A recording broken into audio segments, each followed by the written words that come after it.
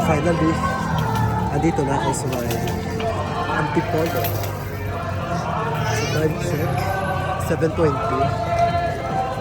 So nasa Antipolo. Ito na yung church nila.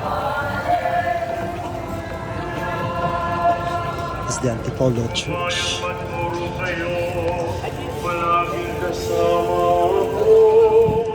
So napansin nyo ang daming mga siklista, mga bikers.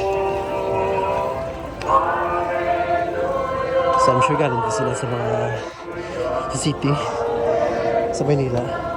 Dahil makiat sila dito.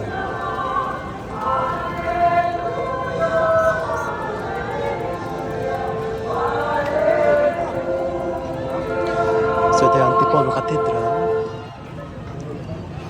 Sumainyo ang Panginoon. So meron ongoing Ang mass. wakas ng So mabuting mahinay-hinay balita lang. ng Panginoon ayon kay San Mateo. Papuri sa iyo, Panginoon.